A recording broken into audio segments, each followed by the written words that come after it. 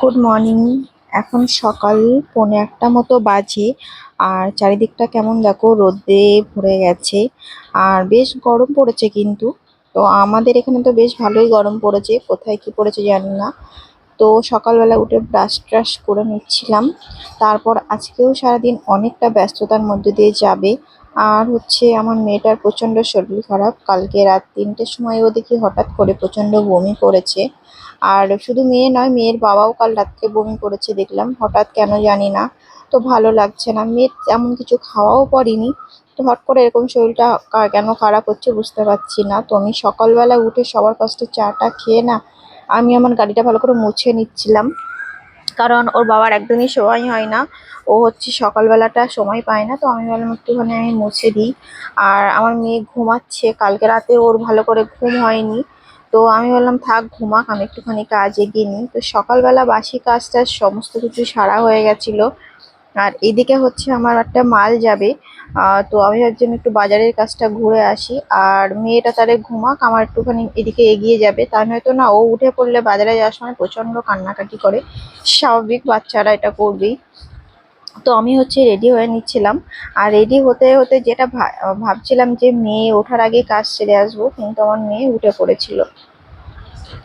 আর ও না উঠে আমাকে মানে অনেকটা সময় দিতে হয় ওকে, কারণ বাচ্চা মানুষ। তো অনেকটা সময় দিতে হয়। তো আমি ভাবলাম হচ্ছে কি করব এবার। যাই হোক, রেডি তো হয়ে থাকি, তারপর দেখছি। তারপর ওরকম ভাবে হয়নি, লাস্টে ওর বাপিরও অফিসে যাওয়ার টাইম হয়ে গেছিল। তো ওকেও রেডি ফেডি পুরো টিফিন টিফিন রেডি করে দিয়ে তারপর মেয়েকে খাওয়াতে গেলাম, কিছুতেই খেলো না। তো আমি ভাবলাম তাহলে কি করব, আমি মালটা দিয়ে আসি মায়ের কাছে রেখে। আর দেখো এখানে আমার এই মালগুলো যাবে, এগুলো হচ্ছে কি বলতো, এগুলো হচ্ছে সানিয়া নাকের, যে নাকের হয় না গোল রিং, সেটাই মানে এইভাবে খুলে বাঁধা হয়েছে। আর এগুলো হচ্ছে কালার হয়ে গেলে আবার ঠিক মানে খুলে গোল করে দেওয়া হবে। আর এখানে মোটামুটি 8,000 মতো সানিয়া কানের ছিল। আর দেখো আমি বেরিয়ে পড়েছি, চারিদিকটা রোদে খাখা, এত গরম পড়ে গেছে কি বলবো। দেখো কোটের মধ্যেটা পুরো ফাঁকা, মানে মনে হচ্ছে যেন যে যা পাচ্ছে একটা গাছের ছামায় গিয়ে কাজ করবে। তো কোটের মধ্যে এরকম ফাঁকা থাকে না, দেখো কতটা ফাঁকা রয়েছে। আর হচ্ছে রাস্তা পুরো জ্যাম, এই যে জ্যামে আটকে গেলে যে কি পরিমাণে কষ্ট হয়, কারণ এই টুকটুকির উপরে যে টিনের ছাউনি, এটা গরম হয়ে যায় আর মানে রাস্তায় দাঁড়ানো যায় না। তারপর ওই দিক থেকে কাজ সেটা আমি এখান থেকে একটুখানি এটিএম এ ঢুকলাম।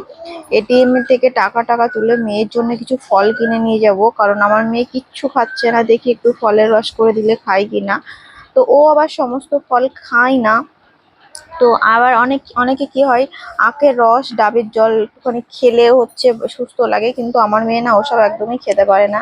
তো যাই হোক, বাড়িতে ফল টল আমি কিনে নিয়ে বাড়ি চলে এসেছিলাম। আর এইদিকে মেয়ে আমার সঙ্গে কিরকম দুষ্টুমি করছে, এসে দেখি মা ওকে চান ধান করিয়ে দিয়েছে। আর হচ্ছে ও প্রচন্ড দুষ্টুমি করছে। তো আমি একটুখানি ওর সঙ্গে খেলা টেলা করছিলাম দুপুরবেলা, তারপর একটু পরে ঘুম পাড়িয়ে দেবো। কিন্তু ওর চোখ মুখ দেখে মনে হচ্ছে না যে ও ঘুমাবে। দুপুরবেলাটা না ও একদমই ঘুমাতে চায় না, ও ঘুমালে আমি একটু ঘুমাতে পারি, কিন্তু ও কোন রকম ঘুমায় না। এইভাবে সারা দিনটা আমার মানে গায়ের উপরে উঠে উঠে লাফায় ও।